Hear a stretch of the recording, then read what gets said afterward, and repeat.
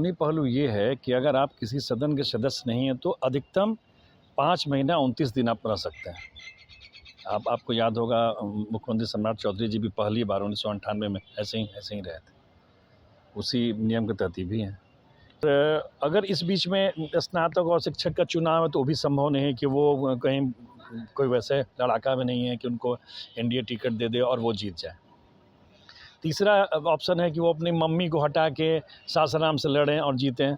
तो मुझे लग रहा है जो अभी स्थिति है और जिस तरह से अभी कुशवाहा की राजनीति बीजेपी कर रही है तो वो जीत नहीं पाएंगे। बीजेपी चाहती है कि कंप्लीट कुशवाहा वोट के मालिक हम बने, इसलिए वो चाहती है कि उपेंद्र कुशवाहा को उधर नहीं जाने दें, मेरे साथ रहे।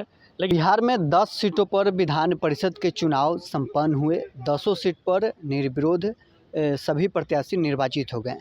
लेकिन सबसे ज़्यादा अगर चर्चा बिहार में हो रही है तो मंत्री दीपक प्रकाश की हो रही है। दीपक प्रकाश फिलहाल किसी सदन के सदस्य नहीं है।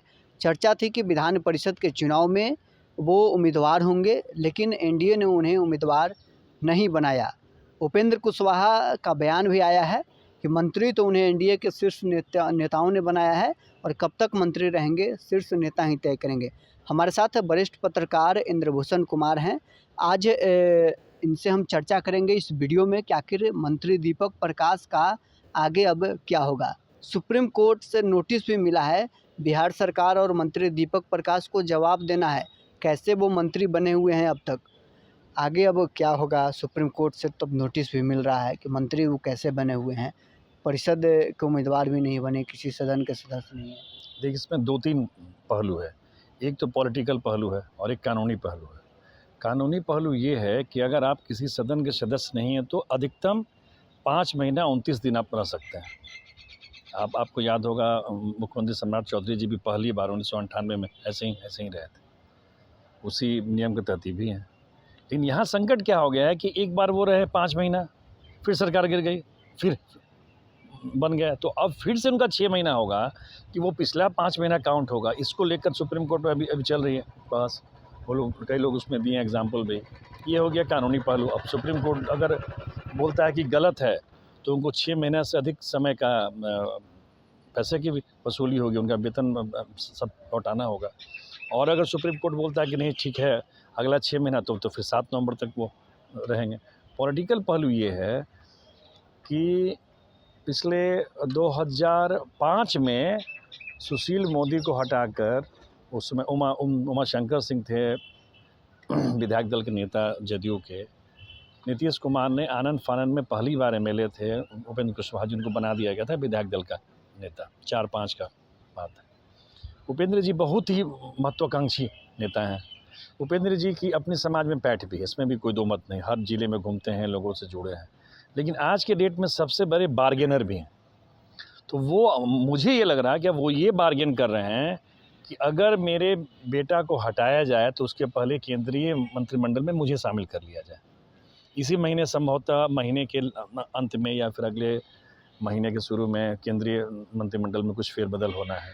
कई लोगों को ड्रॉप आउट हटाया जाएगा, कुछ लोगों को लाया जाएगा। यूपी, कई स्टेट में चुनाव है, सबसे बड़ा चुनाव तो यूपी में ही है। तो उसी का फ़ायदा उठा के भी उपेंद्र कुशवाहा जी हैं कि अगर मेरा बेटा हटे तो बेटा तो हटना ही है, कोई ऑप्शन नहीं है। चूँकि अगला जो राज्यपाल कोटे का जो एमएलसी होना है वो तो होना है मार्च में, फरवरी मार्च में, माने फरवरी मार्च में है। और अगर इस बीच में स्नातक और शिक्षक का चुनाव है तो वो भी संभव नहीं है कि वो कहीं कोई वैसे लड़ाका में नहीं है कि उनको एनडीए टिकट दे दे और वो जीत जाए। तीसरा ऑप्शन है कि वो अपनी मम्मी को हटा के सासाराम से लड़ें और जीतें। तो मुझे लग रहा है जो अभी स्थिति है और जिस तरह से अभी कुशवाहा की राजनीति बीजेपी कर रही है तो वो जीत नहीं पाएंगे। सम्राट चौधरी के रहते मेरा सवाल है कि उपेंद्र कुशवाहा की ज़रूरत बीजेपी को है कि उन्हें केंद्र में मंत्री बनाकर मनाए, बेटे को कहीं फिर सेटलमेंट करे। देखिए क्या है ना कि 2 जाति है इस प्रदेश में, जो अब तक होता आया है, आगे क्या होगा नहीं पता।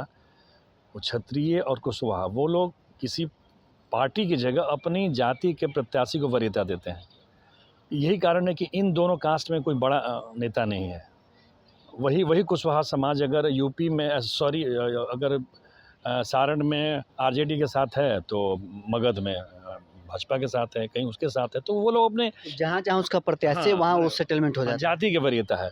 तो ऐसे दौर में जब तक कि कंप्लीट कुशवाहा समाज सम्राट चौधरी जी के साथ नहीं हो जाता है, तब तक आप उपेंद्र कुशवाहा को कैसे अलग अलग कर सकते हैं?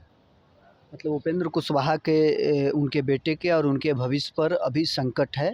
सम्राट चौधरी के मुख्यमंत्री बनने के बाद से और संकट मंडरा गया है। बीजेपी चाहती है कि कंप्लीट कुशवाहा वोट के मालिक हम बने, इसलिए वो चाहती है कि उपेंद्र कुशवाहा को उधर नहीं जाने दें, मेरे साथ रहे। लेकिन हाँ, अब वो उस स्थिति में नहीं रहे कि बार्गेन कर सके, कि बीजेपी के अनुसार चले, तो बीजेपी इसमें लगी हुई है। उपेंद्र कुशवाहा का जो पिछला ट्रैक रिकॉर्ड है वो किसी से दबने के लिए तैयार नहीं होते हैं। ऐसी परिस्थिति में दूसरे गठबंधन को रुख कर सकते हैं। हालांकि अभी बिहार में ऐसे कोई चुनाव है नहीं कि कोई फायदा भी होने वाला है। देखिए, राजनीति परिस्थिति और समय का खेल है। अभी अगला 2-3 साल बिहार में चुनाव नहीं है, लोकसभा चुनाव भी 29 में है। तो अगर इस बीच वो अगर नहीं मिलकर रहेंगे तो बाहर भी हो सकते हैं राजनीति से। अभी सम्राट चौधरी मुख्यमंत्री हैं, यूपी में चुनाव है, अगर उनका इस्तेमाल यूपी में हुआ, बिहार में लोग जुड़ गए, जैसा हो रहा है अभी, जो अभी राबड़ी देवी का आवास का चल रहा है, सुरक्षा का चल रहा है, तो कुशवाहा लोग को जैसे लोग यादव लोग टारगेट कर रहे हैं, तो हो सकता है कुशवाहा के वो बहुत बड़े नेता हो जाएंगे। तो वैसी स्थिति में फिर तो वो ख़त्म हो जाएंगे। तो उपेंद्र जी भी बहुत चालाक नेता हैं, वो ये नहीं समझें, ये नहीं जानना चाहें कि हम एकदम सड़क पे आ जाएं। तो उपेंद्र जी भी अभी नाप तोल रहे हैं कि हमको बीजेपी क्या दे सकती है। तो मुझे लगता है कि उनको केंद्रीय मंत्रिमंडल में अगर जगह मिल जाता है तो बेटा आराम से बाहर हो जाएंगे।